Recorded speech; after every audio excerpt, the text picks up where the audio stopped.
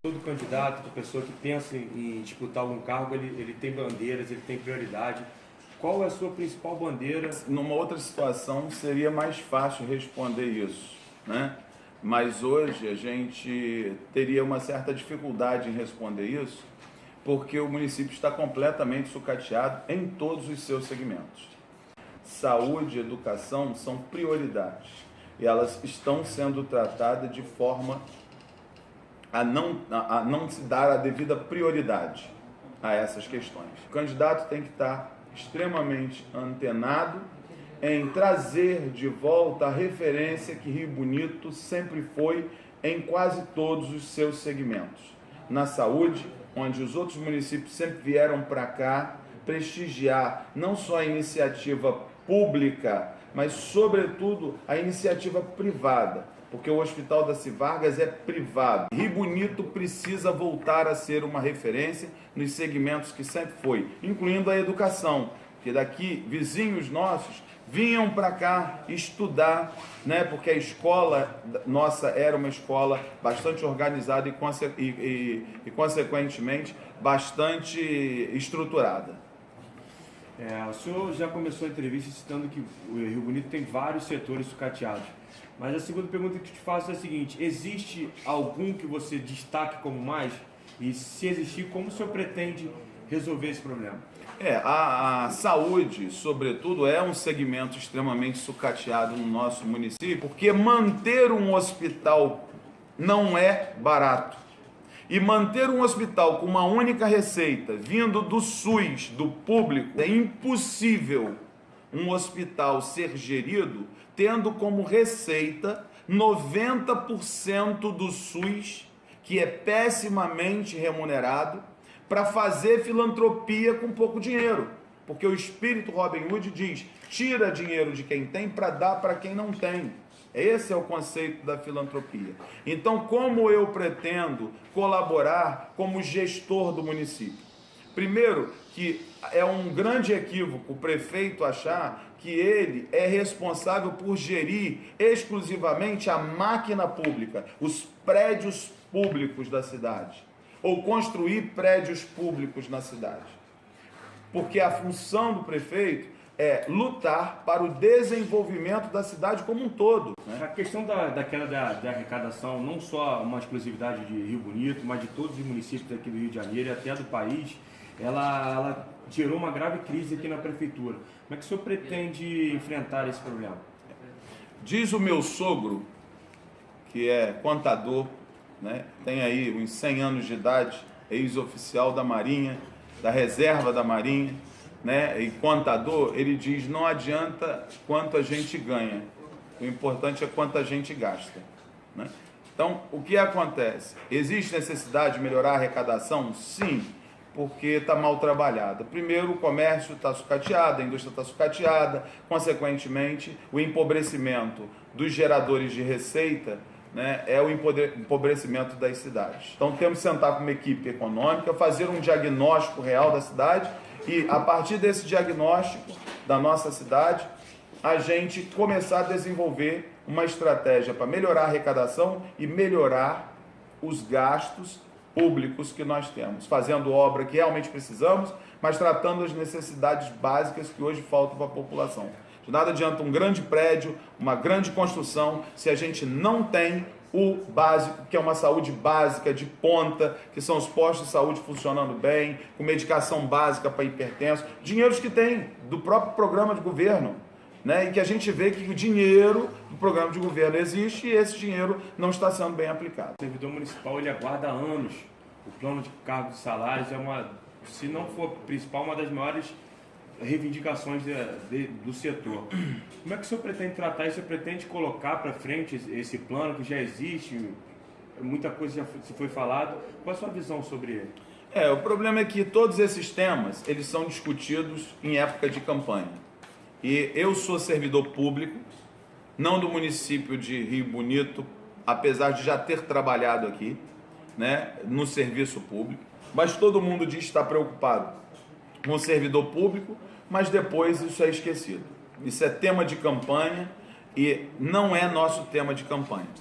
Eu sou servidor público, Eu já tenho aí nas minhas costas aí uns 30 e tantas chefias de público e privado. E eu me lembro muito bem que um município que eu sou servidor, de Macaé, dentro do plano de governo, tinham lá algumas coisas. Uma delas é o adicional plantão.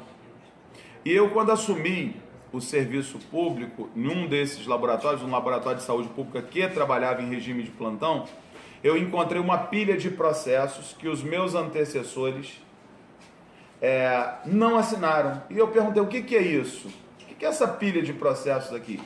Esses processos são os processos da incorporação, da gratificação de plantão dos nossos servidores que estão aqui, que trabalham em regime de plantão e teriam o direito de receber o adicional plantão e não recebem há anos. Eu falei, por favor, me dá o processo. Fui lá, olhei, vi, conferi que realmente as pessoas estavam atestado, tudo. Eu fui lá, despachei, entrega na administração imediatamente. Eu quero saber o resultado. No mês seguinte, os servidores estavam recebendo. Então são atitudes de comprometimento daquilo que está escrito. Estava escrito no plano de cargos e salários do município que o servidor que fazia plantão tinha um adicional plantão. E infelizmente, os meus colegas servidores não recebiam adicional plantão por mera vontade dos chefes anteriores a mim de não assinar o processo, ou de talvez negociar com um ou outro a assinatura daquele processo como uma forma de trazer o servidor para junto dele, né, que interessava na hora de montar a equipe. Eu não, independente de quem quer que fosse, eu fui lá e despachei os processos. Estou te dando esse exemplo, um exemplo simples. Então nós temos exatamente essa mentalidade, que não se tem uma boa administração pública quando não se investe num dos maiores patrimônios que é o servidor público. Isso não é discurso, porque eu nunca fui candidato, sempre fui servidor, sempre estive do outro lado. E agora chegou a hora e a vez da gente fazer valer a voz do servidor, garantindo a eles o plano de cargos e salários, garantindo a eles os direitos, garantindo ao professor da rede municipal o salário, que é o piso nacional da educação. Isso não é favor. Então, como a gente vai fazer isso? Resumidamente, nós vamos montar um conselho dos servidores para discutir o plano de cargos e salários com os servidores, que é um conselho para discutir a implantação do plano de cargos e salários.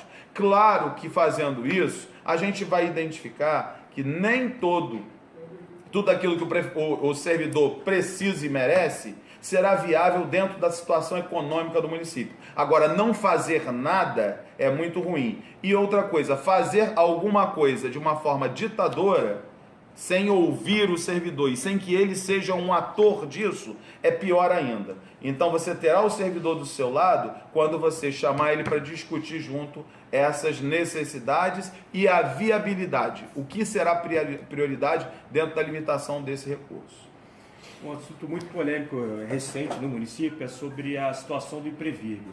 Recentemente, a Câmara de Vereadores aprovou uma contribuição previdenciária de aposentados e pensionistas. Obviamente, não ficaram nada satisfeitos. O senhor pretende levar adiante essa cobrança? O senhor pretende rever essas novas leis dessa nova lei que foi criada? Como é que a sua posição sobre isso? Mais uma vez, é a terceirização do problema alheio, né, para a própria pessoa. Na realidade, acho que foi um grande equívoco quando o município e, lamentavelmente, a Câmara foi conivente com isso, que foi pegar uma instituição como o Imprevirbe, que tinha muito mais autonomia, porque ela representa o futuro do servidor. E quando ela representa o futuro do servidor, nada mais justo que o próprio servidor defina a forma de administrar.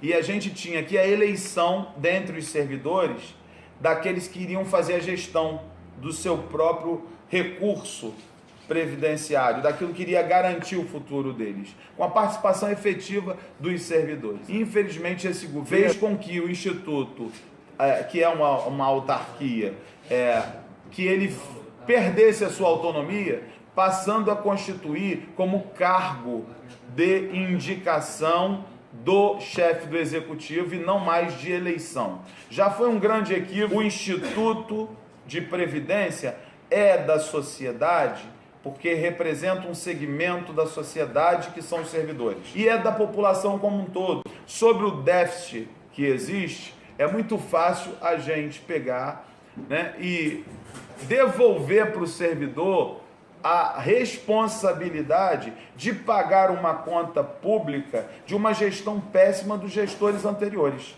Entendeu?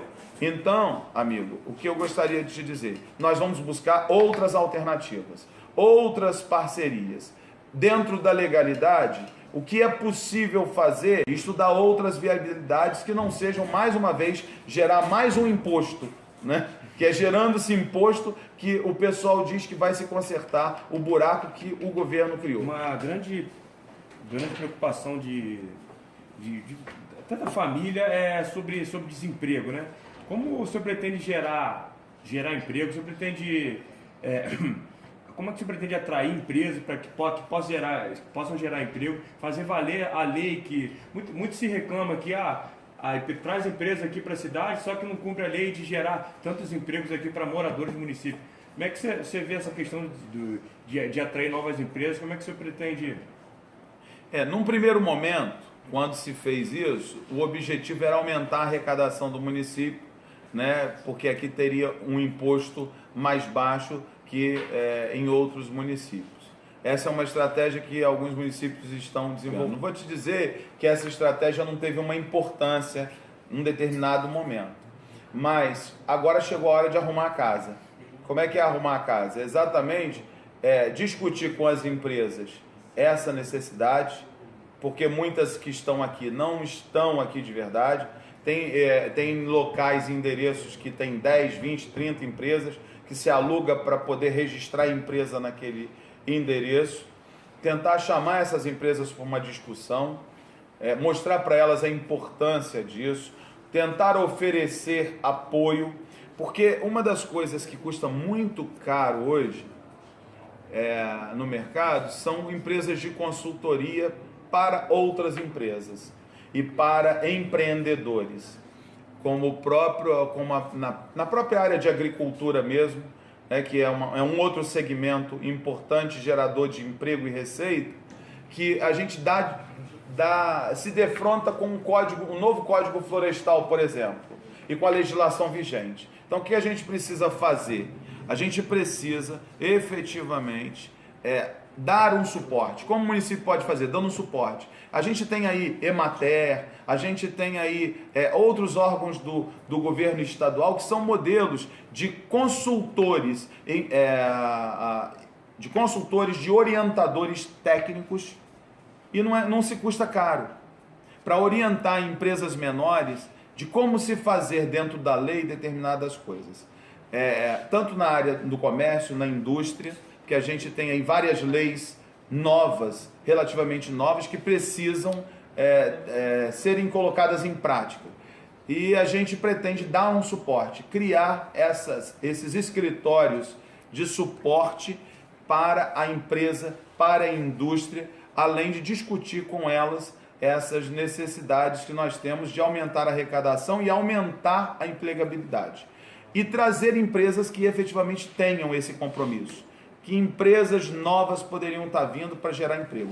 Aqui mesmo, vou ser muito claro, nós temos uma feira aqui que em qualquer lugar do mundo e do Brasil seria um ponto turístico. Nós temos uma rodovia passando por dentro dessa cidade e não se tem uma placa lá fora dizendo, venha visitar a nossa feira. Nós temos a possibilidade de uma grande quantidade de artesãos aqui na cidade e esse produto deles poderiam estar lá na pista, numa feira de artesanato que o município não tem, municipal, que é um dos projetos que a gente tem, criação de uma feira de artesanato, para que essas pessoas possam viver daquilo que elas produzem. Agricultura familiar, agricultura orgânica que está em moda, muita gente vem para a região dos lagos. Qual é o caminho da região dos lagos? Qual é o caminho do norte fluminense? É bonito, nós estamos geograficamente muito bem posicionados. Temos riquezas diversas, né, que são os nossos doces. Precisamos resgatar isso aí, que empregou durante muito tempo. Então, minha gente, o que falta é vontade política e comprometimento com a cidade, com a população. Que Bonito é uma das cidades da região que mais cresce, que mais que mais recebe gente, muito pelo Compes, né, que agora as obras estão paradas, mas Rio Bonito cresceu muito nos últimos anos. E o reflexo disso são novos loteamentos que estão sendo abertos. Queria falar agora um pouco sobre o meio ambiente, até uma área que o senhor domina bem, por ser biólogo. Ocupação irregular de solo, ao que parece, não existe uma fiscalização muito rígida para essa questão. Como é que o senhor pretende combater isso? Você acredita que isso exista mesmo? Uma destruição hoje do meio ambiente, do solo? Como é que o senhor vê? Aí a gente volta numa questão que você me perguntou da arrecadação, que eu não citei, que hoje uma das maiores, uma das importantes formas de arrecadação é o ICMS verde. Ou seja, existe dinheiro no governo federal, existe dinheiro no governo estadual. Que projetos Rio Bonito levou para Brasília, efetivamente concreto, palpável, executável em todos os seus segmentos? Quase nenhum. Nós estamos vivendo uma crise. Estamos sim vivendo uma crise, mas tem muito município menor e maior que Rio Bonito que estão numa condição que parece que você está em outro país. Então nós temos aí um grande nicho. O ICMS verde é uma forma de se trazer recursos para o município. E nós temos água em abundância em relação a outros municípios. Nós temos condições de fazer um projeto na área de meio ambiente maravilhoso e aumentar a nossa arrecadação nisso. E isso é tratando a agricultura familiar, a agricultura orgânica familiar, é tratando a questão da água, é tratando a questão do lixo. O que a gente chama de lixo é matéria-prima extremamente rica. E hoje a gente dá essa matéria-prima de uma forma desordenada, que é altamente capaz de produzir recurso para o nosso município, e a gente simplesmente não utiliza isso. Dá isso para os outros, paga para que levem dinheiro nosso para um outro lugar. O poder público precisa colocar também a coleta seletiva na rua, porque de nada adianta você separar em casa e o caminhão do lixo vir e jogar tudo no mesmo lugar. Entendeu? Então, assim, existem muitos projetos a serem implementados na área de meio ambiente. Dentre eles, o meio ambiente não exclui a população, o ser humano, né? O biólogo trata todos os seres vivos, inclusive o ser humano, em todas as suas áreas, não só na área de saúde, né? Mas em todas, na área social. Então, a questão do meio ambiente, incluindo a ocupação desordenada, precisa ser tratada. Precisa se oferecer à população programas habitacionais e existem recursos para isso, que é a participação da sociedade civil organizada. Rio Bonito dá aula de participação de sociedade civil organizada. A construção do hospital é uma forma de sociedade civil organizada. A construção da CDL é uma forma de participação da sociedade civil organizada. Nós temos que estimular isso nos bairros, nas escolas, o movimento estudantil, porque você estimula isso. E a educação em tempo integral, com um ambiente verde, não é prender a criança lá não. Você vai estar preparando o cidadão polêmico, que vai chegar para a mamãe e para o papai que não teve isso e dizer: mamãe e papai, não podemos construir em lugar errado. Mamãe e papai, não podemos jogar o lixo de qualquer jeito. Mamãe e papai, existe CMS verde. Enfim, é preparando esse cidadão na escola que a gente vai ter colaboração dos pais deles e da sociedade civil organizada nesses projetos. Um tema polêmico aqui na cidade é sobre o estacionamento rotativo. Qual a sua visão sobre isso? O senhor pretende dar continuidade a essa cobrança? O senhor vê com bons olhos? O que o senhor pensa sobre esse estacionamento? Projetos de cima para baixo não são a solução para os nossos problemas. Quem vive com os problemas é a população. E a gente tem que ouvir a população, sim. Não sei se a solução é a cobrança do nosso estacionamento, né? E sim a organização do nosso trânsito e a organização das vagas para estacionamento em nossa cidade. Se você hoje estivesse na prefeitura, seria um projeto que você colocaria ou não? Ou uma coisa... Eu não tenho uma opinião definida sobre isso, porque eu não tenho certeza que a solução para o problema para esse problema deveria ser tratado assim. A necessidade do ordenamento do trânsito e do estacionamento de carros é real. Se vai ser cobrado ou não, isso é um passo seguinte, onde não deverá ser imposto à sociedade, ela deverá ser discutido com a sociedade, até porque ela precisa também ser pai da criança. Porque filho feio não tem pai, não é verdade? Eu não serei pai sozinho de filho feio algum. A classe política, Carlos, ela vem ao longo dos últimos anos, ela está desacreditada com vários escândalos de corrupção, de Operação Lava Jato, ficha limpa, candidato envolvido em propina.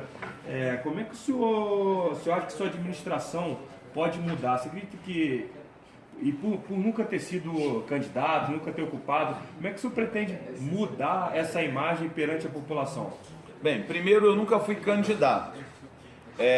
E a responsabilidade de uma boa administração, ela não é exclusiva do prefeito e nem só fiscalizada pela Câmara, né? A fiscalização da gestão pública, né, atualmente, ela se dá por transparência e por participação da sociedade civil organizada. Existem aí muitos programas onde a sociedade organizada fiscaliza as contas. Então, além da Câmara, que existe um grande questionamento de que a Câmara não tem exercido muito bem o seu papel.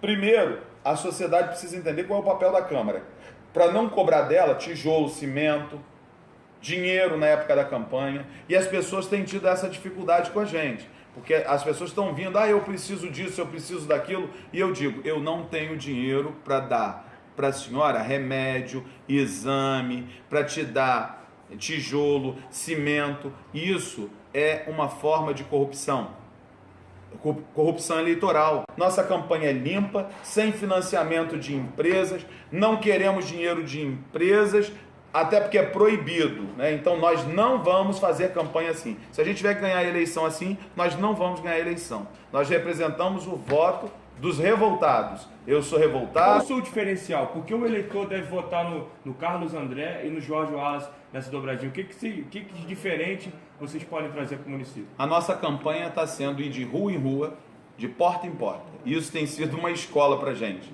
Porque tem gente que diz assim, eu não sabia que existia uma outra opção. Porque como a gente não tem dinheiro e máquina para fazer campanha, as pessoas não tiveram acesso à nossa informação.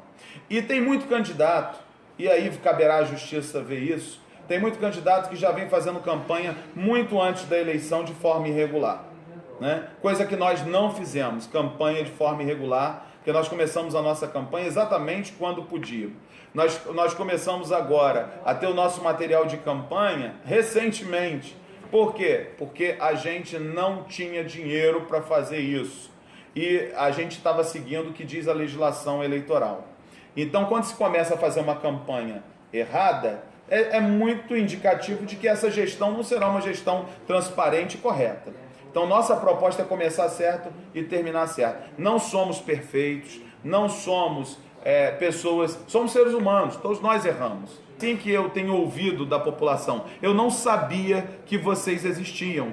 O meu voto seria de fulano e de ciclano. Agora eu sei em quem votar. Eu vou votar naquele que nunca foi político, que tem ficha limpa, que nunca fez gestão nunca foi chefe de executivo, nunca foi vereador, nunca fui deputado, nunca fui político. Bem, eu quero aqui aproveitar, né, para pedir à população de Rio Bonito, me apresentar. Sou o Dr. Carlos André, sou sanitarista, sou biólogo, né, sou servidor do Estado, da Secretaria Estadual de Saúde, lotado no Hemorrio, sou da Prefeitura de Macaé, onde a gente teve a oportunidade de coordenar os 3 laboratórios, incluindo o Laboratório de Saúde Pública.